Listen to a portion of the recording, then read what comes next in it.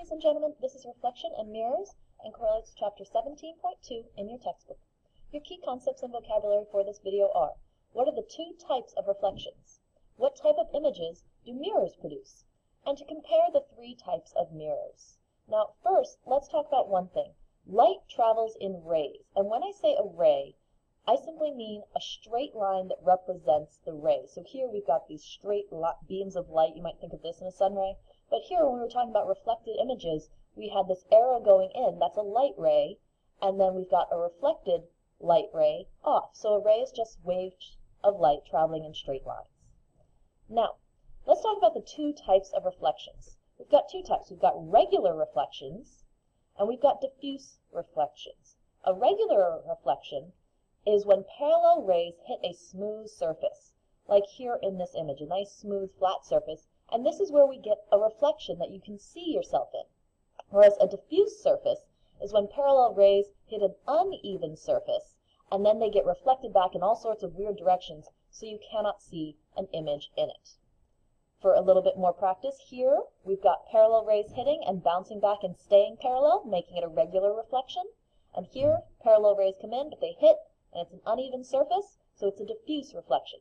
So regular reflections create images. So here you can see the kid in the kitchen in the pot, and here if you look closely you can see the house next door through the window reflected in this shiny pot. Whereas a diffuse reflection, like the rocks and the sand and the sky, the light is scattered in all directions, so when you look at a rock you don't see your reflection in it like you would if you were to look, say, in a mirror. Now, what type of images do mirrors produce? We've got two types of images. We've got a virtual image, and that's the one when you look into a mirror, like in a bathroom, you're looking at a virtual image. This is an image that forms where the light seems to come together. So it looks like, especially little kids, they don't quite understand that that's not another world back there. You know that it's just where it seems like it's there. So this, we've got a ballerina. This is the actual ballerina, and the light rays travel in from her hand, and they bounce off and they come to her eyes. But what it looks like is that from her eye, if a straight line was there, this dashed line shows where the light seems to come. Or here, it comes from her toe, bounces off the flat mirror, and goes to her eye, but from her eye, it looks like a straight line down. So virtual images actually flip your left and right. So when I'm looking in a mirror, my left is actually my image's right. Then a real image forms where light rays actually meet. So this is an image you can actually interact with. So when you think about like holograms and things, these are real images. And this is where the rays actually meet. So if we're looking here, the object's here, and these light rays come off the object and they bounce from this mirror, and then they're still traveling. That's why it's still a solid line, and they meet here and they bounce in here. And it creates a real image. And you'll notice this image is upside down. All real images will be upside down from the original object. This is just how they appear. Now, let's talk a little bit more about our three types of mirror. I mentioned a plane mirror. A plane mirror is a flat sheet of glass with a reflective coating on one side, like a bathroom mirror. Plane mirrors, when they're there, they only create virtual images, so images you cannot interact with. The images are always going to be upright, so in the same orientation, like the kitty here in the reflection and the real kitty, they're both in the same orientation. They're both upright. One's not flipped upside down. And they are always going to be the same size as the object. The cat's not shrunk or grown in the reflection. So that's a plane mirror. We've also got a concave mirror. Now I remember concave because like a cave curls in. Concave mirrors curl in like the inside of a bowl. So concave mirrors, they look like this. Now these are the ones that are the most complicated of the mirrors because they can create real or virtual images.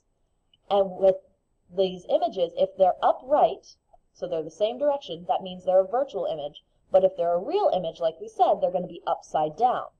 And in terms of sizing, the image that's created could be bigger if it's a virtual or real image, equal in size if it's a real image, or smaller if it's a real image. So here we've got two people looking in a concave mirror. This girl's really close to the mirror, and her image looks really, really big, and it's upright, which tells us that's a virtual image. So she's having this diagram here. Whereas this gentleman, he's further away from it. His image is upside down, and it's a real image because it almost looks like you could interact with it. and it looks to be a little bit bigger than what he actually is.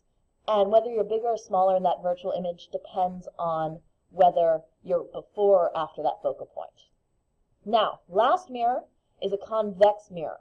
Now this is a mirror that curves outward, so instead of being on the inside, it's on the outside here, like the outside of a bowl or a spoon. So this is the kind of mirrors you see maybe in shops or on street corners, parking garages. They create images that are virtual, that they're upright, so in the same orientation or direction as the actual objects, and they are always smaller than the object. Now, a convex mirror that you're very familiar with, but you might not realize is convex, is the side mirror in a car. And if you've ever noticed, it has this warning, objects in the mirror are closer than they appear. That's because the convex mirror makes them seem smaller. So because they're smaller, our brain thinks, oh, smaller, it's further away. But actually, it's closer than our brain thinks it is. So that's a safety thing to remember when you start to drive soon. So just as a quick review, we've got our convex mirrors. This one curves out. It makes a virtual image that is smaller than the real object. And the virtual image is in the same vertical position, so it's still upright, as the original object. We've got plane mirror, which is nice and flat and smooth. The virtual image is the same size as the real object, and the virtual reflection is the same vertical position, because this is a virtual image. Now, concave mirror is the complicated one. It curves inward, making that cave. If it's virtual, it'll be upright and larger in terms of the image versus the object. If it's creating a real image, it'll be upside down, but depending on where it is in relation to the focal point, it can be smaller, equal, or larger. That's it. Please make sure your notes hit all the key concepts and vocabulary.